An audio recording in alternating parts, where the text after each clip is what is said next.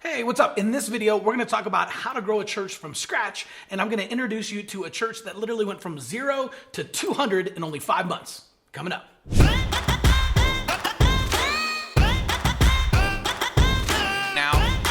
Jaxx has to offer.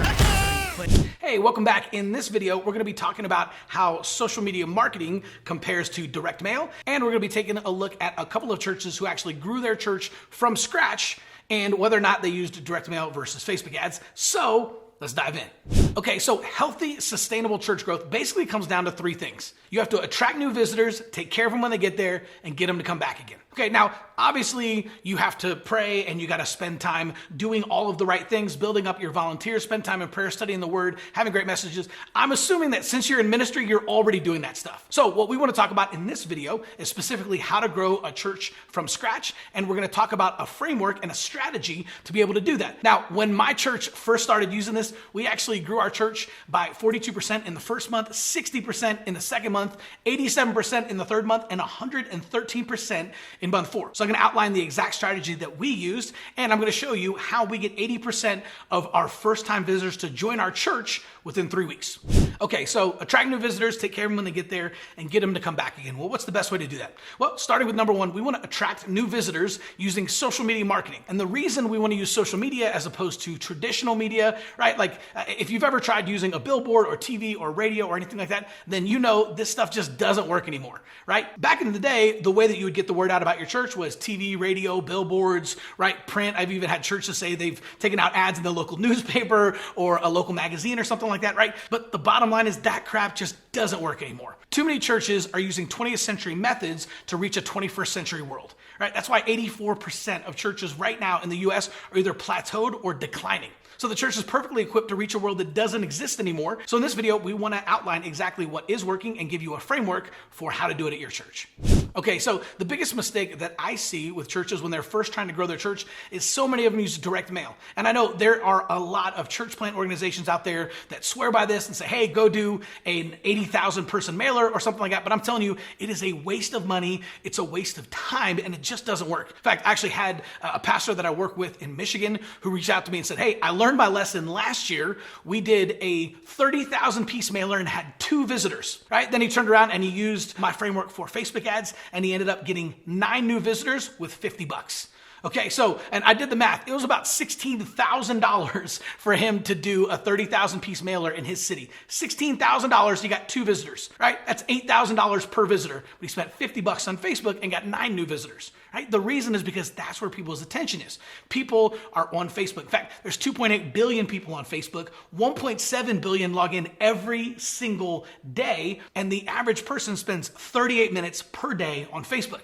So if you think about it, in your city or town, if there was a place like a gas station or a grocery store or someplace where every single person went to for at least 38 minutes a day, all you would do is set up shop there and invite people to church. See, we have that opportunity with Facebook, and that's why we need to be using it. So again, you can be like Pastor Ken and spend $16,000 on a 30,000 piece mailer and get 2 visitors, or you can spend a little bit of money on Facebook and be massively, massively more effective. So let's take a look on exactly how to run a Facebook ad and what to do afterwards. Okay, so we first started doing this a couple of years at my church, and it was pretty crazy. So literally, I had this idea for Plan Your Visit. I thought, I've been using Facebook ads for a long time. I was on staff in my church. I said, man, I think I can actually use Facebook ads to get people to sign up and schedule a visit on our church website for Sunday morning. And I just knew, man, if we could do that, if we could just put friendly people waiting for them at the front door, right? Like the hard thing is, I don't know about you guys, I got saved when I was 13 years old, and I've basically been in church every single Sunday since, right? Like it feels weird. It feels like sin. If I'm traveling and I'm not in church on Sunday morning, it just feels awkward. I've been doing it. It's become such a part of my adult life. Well, because we do that so much, we forget just how awkward it is to visit a church for the first time. Think about what it's like to go to a building that you've never seen, to see a bunch of people you've never met, to listen to a person talk at you for 30 or 45 minutes, and you have no idea what they're going to say, and you don't even know where the bathrooms are, right? You don't know where to park or do any of that kind of stuff. Well, Plan Your Visit overcomes all of those anxieties, right? One of the things we talk about, I call it the high school cafeteria syndrome, right? So everyone comes in like on the first day of high school, right? You walk into the cafeteria, you're looking for your friends, you don't see anybody. And so what do? You kind of freak out. And even though you planned on not doing this, you sit at the one table that's closest to the door where nobody's sitting. Right now, you look like a loser. You're sitting by yourself. You don't know where any of your friends are. And you're like, crap, this is exactly what I said I wasn't going to do.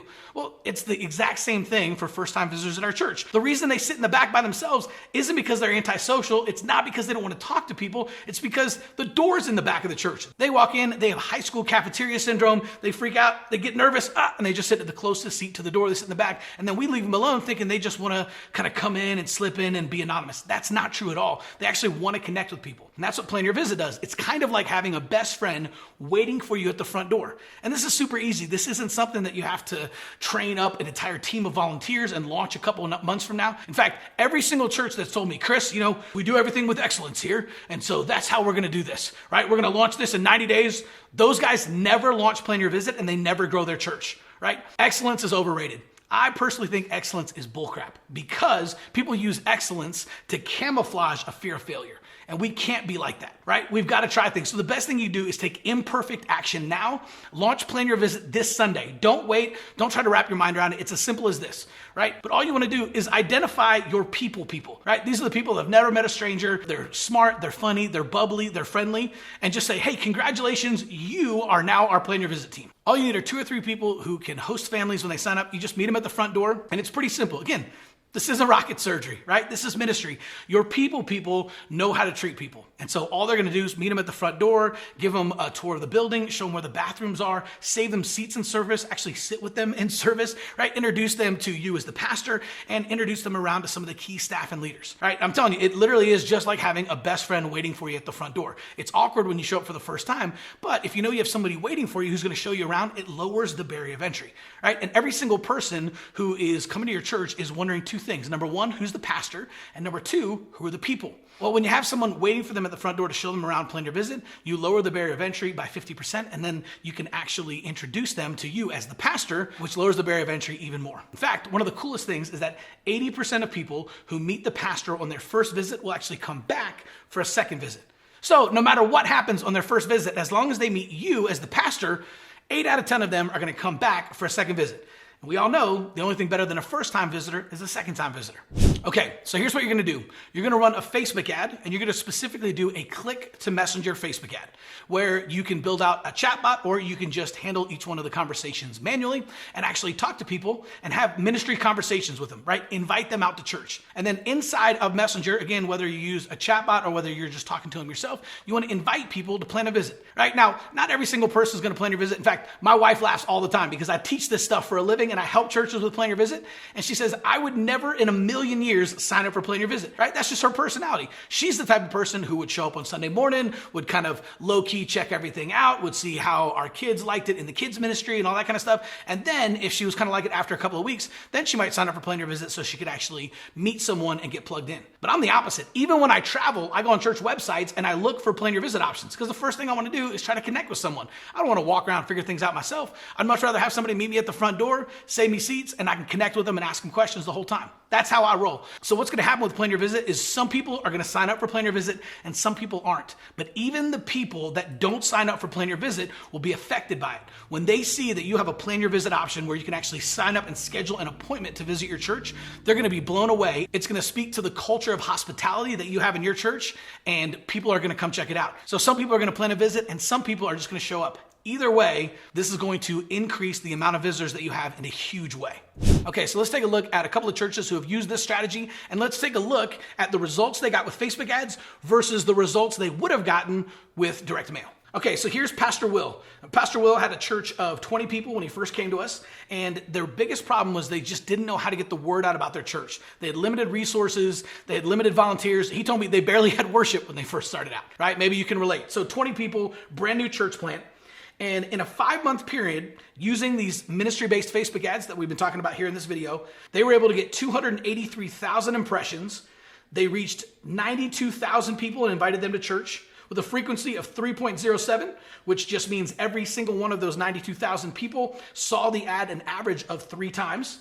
They generated 1,891 prayer requests, and they had 209 new families plan a visit in 5 months. right? What would that be like for your church if you had 209 new families plan a visit to your church over the next 5 months? Complete game changer. But what would have happened if Pastor Will had taken the direct mail route?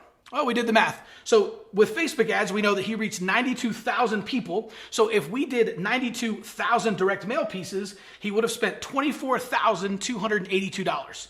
But with Facebook ads, not only did he reach 92,000 people, but each one of them saw the ad over 3 times, which is never going to happen with your direct mail piece. Nobody takes your direct mail piece, lays it on the counter, and then picks it up and looks at it 3 more times. They just throw that sucker in the trash, right? So 92,000 mailers, $24,000.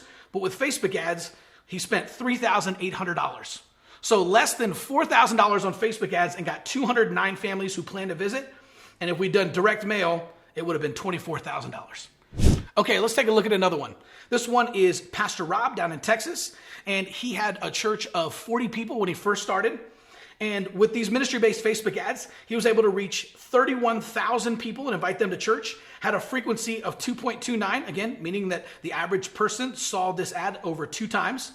They had over 1,400 post reactions, 420 comments on his Facebook ad, 90 people shared this, and he had 1,048 clicks to his website. And the best thing is he had 101 plan your visits in only 6 weeks. Can you imagine a church of 40 people who had 101 new families plan a visit in the first 5 weeks? Now, because he reached 31,000 people, we did the math to see what would happen if we did 31,000 direct mail pieces, and it would have cost $8,663. But using Facebook ads, he only spent $919. So 101 new families in 5 weeks spent just over $900 versus direct mail, which would have been $8,600. I think it's pretty clear. So this is why you want to use Facebook ads and social media marketing instead of direct mail. In fact, we always call it direct mail. We recommend you never use direct mail ever again. It's outdated, it's ineffective, and it's overpriced. Okay, so obviously you can tell I'm from the East Coast. I talk pretty fast and I'm pretty passionate about this stuff, so I talk even faster and even louder. But I love helping people with this stuff. And if you're interested in having a conversation about how we can help you, we've actually helped over 400 churches in the last 18 months do this exact strategy right here. We'd love to have a conversation about helping you too. Just go to churchgrowthagency.com, watch the short case study video, and then sign up for a strategy call, and let's hop on the phone and see if we can help you.